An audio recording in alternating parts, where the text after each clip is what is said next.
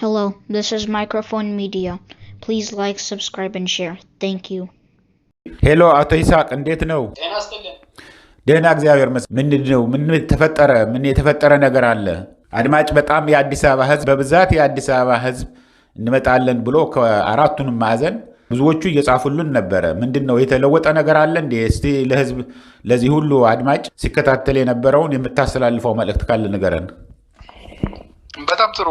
እንግዲህ በጣም ህዝብም ሲጠብቀው የነበረው በታሪክም ለመጀመሪያ ጊዜ ነው ማለት ሊቻል የሚችልበትን እድል ነበር። አዲስ አበባ ተናግራ አታውቅም፣ የአዲስ አበባ ህዝብ ተናግሮ አያውቅም። አዲስ አበባ ትናገር፣ አዲስ አበባ ትናገራለችም የሚል መፈክር ይዘን ታላቅ ህዝባዊ ስብሰባ ለማዘጋጀት እንግዲህ ደፋ ቀና ስንል ነበር። ብዙ ዝግጅቶችም ስናደርግ ነበር። እንግዲህ ከጅምሩ ብዙ ዛቻ፣ ብዙ ፕሮፓጋንዳዎች እና ብዙ ፈተናዎች የነበሩት ህዝባዊ ስብሰባ የተፈራ ነው። ከጅምሩ የተፈራ የኢህአፓ ስብሰባ ነበር ማለት ይችላል። እኛ መጀመሪያ የፈለግነው ተለቅ ያለ የመንግስት ማለት እንደ ዜጋ ይገባናል፣ መንግስት ብቻ አይደለም የሚገለገልበት፣ ፖለቲካ ፓርቲዎችም ይገለገሉበታል ብለን የመንግስት ትልቅ አዳራሾች ነበር እየጠየቅነው። እነዚህ በሙሉ ዘግተው ሲያበቃ ችግር የለውም ሌሎች አማራጮችን እንጠቀማለን ብለን እንግዲህ ወደ አዳራሽ ኪራዮችን ይሄድ ነው። አዳራሽ ኪራዮችን እያንዳንዱ ብዙ ሆቴሎች ናቸው። ሁሉም ስማቸውን መጥቀስ አስፈላጊ አይደለም፣ የመጨረሻውን ብቻ እንጠቅሳለን።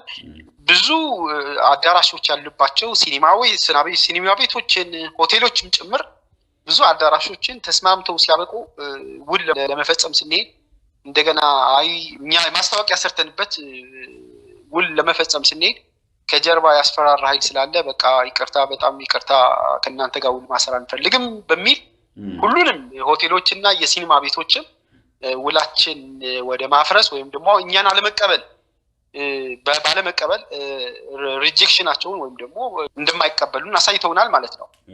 በመጨረሻ አንድ አዳራሽ እሺ ተብሎ ውል ፈጽመን ክፍያ ከፍለን ያበቃንበት ወይም ደግሞ ለእናንተም በሚዲያችሁም የተላለፈው በሜክሲኮ በሚገኘው ዲአፍሪክ ሆቴል ውል ፈጽመን አብቅተን ሳለን በትናንትና ዕለት ወደ ማምሻው አካባቢ ወደ ከሰዓት አካባቢ ወደ ማምሻ አካባቢ ውላችሁን ሰርዘናል፣ ኑ ገንዘባችሁን ውሰዱ የሚል ስልክ ተደውሎልን ውሉን በትናንትና ዕለት ማታ አካባቢ ነው እንደፈረሰ የተነገረን። እንግዲህ የሁሉ ዝግጅት አድርገንበት ብዙ ነገር ስብሰባ ታውቃለህ፣ ዝግጅቶች ይፈልጋል፣ ሂደቶች ይፈልጋሉ። ስለዚህ የነገው በሜክሲኮ አካባቢ በሚገኘው ዲአፍሪክ ሆቴል ሊካሄድ ታስቦ የነበረውን ህዝባዊ ስብሰባ በሆቴሉ በባለ ሆቴሎቹ ወይም በባለ ሆቴሎቹ በደረሰ በአገዛዙ የደረሰባቸው ዛቻና ማስፈራሪያ ነው ብለን እናምናለን። ዘንድ በዛ ምክንያት ሆቴሉን አዳራሹን ማግኘት አልቻልንም ማለት ይቻላል። ውሉም ሰርዘናል ብለውናል።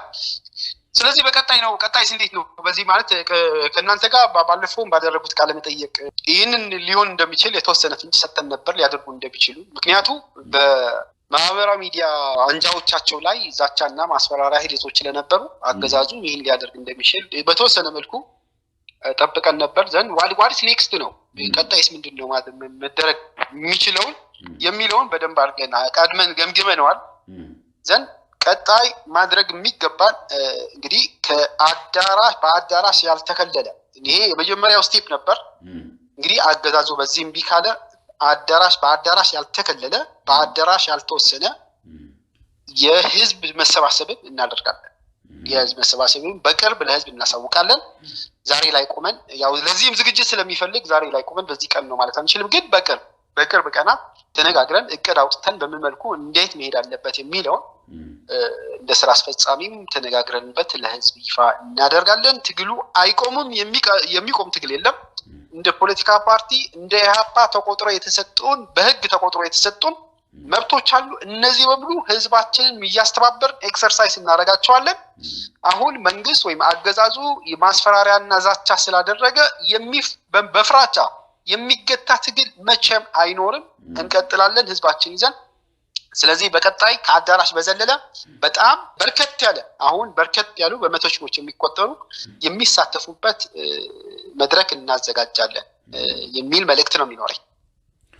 አዎ፣ ምክንያቱም የአዲስ አበባ ህዝብ በእውነት ነው ምለው እንደዚህ አይነት አዎንታዊ የሆነ ምላሽ ነው ሲሰጡን የሰነበቱት።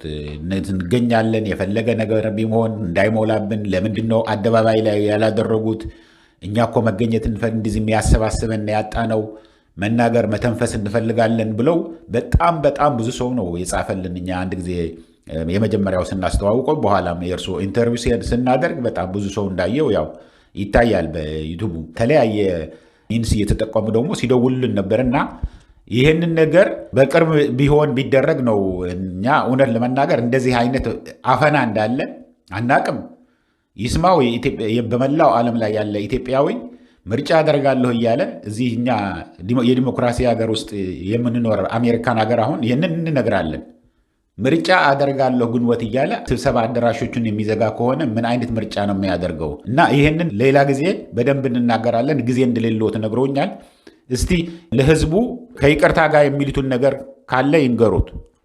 በጣም ጥሩ። እንግዲህ እንደሚታወቀው በኢትዮጵያ እኛ ሞክር ዋጋ የሚከፈል ሆነም ዋጋ እንክፈል ነው እንጂ የሰላማዊ ትግል በሮች እየተዘጉ እንደሆኑ ግልጽ ናቸው።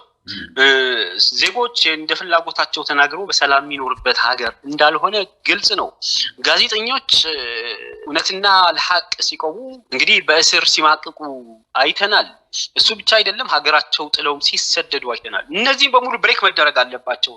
እንግዲህ እንደሚታወቀው ጠቅላይ ሚኒስትሩም ፕሬዝዳንቱም በፓርላማቸው ላይ ሰፊው ምህዳር አለ፣ ፖለቲካ ፓርቲዎች ስለማይንቀሳቀስ ነው የሚል ወቀሳ አዘል አድርገው ነበር።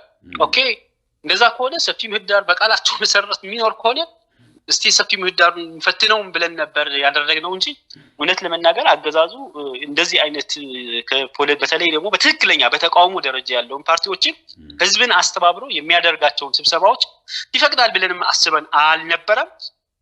ሁለተኛ እንግዲህ የታፈነ ነበር አይደል? የታፈነ ድምጽ ነው። ይህ የታፈነ ድምጽ በአንድ ጊዜ ወደ አደባባይ ከማውጣት እስቲ በአዳራሽ ሞክረውና ስሜቱን እንረዳው። ከዛ ከአዳራሽ ዘለን ያው ከዚህ በፊትም እዚህ ቃል መጠይቅ አድርጌያለሁ። አዳራሹ ቢሳካ አዳራሹ ተሳክቷል ብለን የምናቆመው ትግል አልነበረም። ቢሳካ ቀጣይ ያለው እንዲሁ ወደ አደባባይ በሁለተኛ ስቴፕ ወደ አደባባይ እናመጣው ነበር። ስለዚህ የመጀመሪያው ስቴፕ ፌል ካደረገ ሁለተኛው ወደ አደባባይ ህዝባችን እናወጣለን። የመጀመሪያውን አደባባይ ያላደረግነው ለመግለጽ እንደሞከርኩት ነው። መጀመሪያ ህዝቡን ፊት ለፊት እንገናኝ። አልተገናኘም። ፖለቲካ ፓርቲውና ህዝቡን አልተገናኙምና መጀመሪያ የፊት ለፊት ግንኙነት ይኑረን፣ ከዛ ወደ አደባባይ እንወጣለን። ይቀጥላሉ እንደዛ እያሉ የሚቆም ትግል አይኖርም። እንግዲህ ዜጎች እየሞቱ እያለቁ እየማቀቁ ነው ያለው። እንግዲህ በህዝብ የተሰበሰበው ድሮን ነው እየተጨፈጨፈ ያለው ንጹሃንና ዘን ይህንን እስካልቆመ ድረስ ጦርነቱ እስካልቆመ ድረስ እርስ በርስ መተላለቁ እስካልቆመ ድረስ ረሃቡ፣ ስደቱ፣ ቸነፈሩ፣ የዲፕሎማሲ ውድቀቱ እነዚህ በሙሉ እስካልተፈቱ ድረስ የሚቆም ትግል አይኖርም፣ ይቀጥላል። ስለዚህ በቀጣይ ያው እንግዲህ ለማይክሮፎን ሚዲያም ተመልካቾችም ማወቅ የሚገባቸው በቀጣይ ኢህአፓ ከአዳራሽ በዘለለ ትግል የሚያደርግበት በመቶ ሺዎች የሚሳተፉበትን እንደሚያዘጋጅ ማሳወቅ እንወዳለን። ይሄ በቅርብ ነው የሚሆነው፣ ሩቅ አይሆንም። በቃል ብቻ ተቀምጦ የሚሆን አይደለም። ኢህአፓ ለቃሉ ታማኝ ነው፣ ያደርገዋል። አመሰግናለሁ። በጣም ጥሩ ነው። እኛም እንግዲህ ከነገራችሁን እናስተዋውቀዋለን። አመሰግናለሁ። እሺ፣ አመሰግናለሁ። እንግዲህ አድማጮቼ ምን ያህል ዲሞክራሲ አለ እየተባለ ዘላለም አብይ አህመድ ምንድን ነው የሚለው?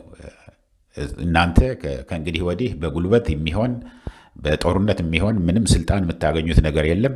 አንድና አንድ ምርጫው በምርጫ ነው። ተወዳደሩ፣ ከዛ በኋላ ምርጫ አድርገን ካሸነፋችሁ እኛም ለቀል እንሄዳለን ነበር የሚለው። እሺ እንግዲህ ለውድድር እኮ ሁልጊዜ ካምፓይን ያስፈልጋል፣ ማስተዋወቅ ራስህን ያስፈልጋል። አዳራሾቹን መፈቀድ እንዳውም በነፃ ነው መሰጠት ያለባቸው። በነፃ በፈለክበት ቦታ ላይ ህዝብህን ሰብስበህ አስፈቀደህ መናገር ትችላለህ። ያለህን ዓላማህን ታስተዋውቃለህ። እንደዛ አድርገህ ነው ምሮጡኝ የምትለው።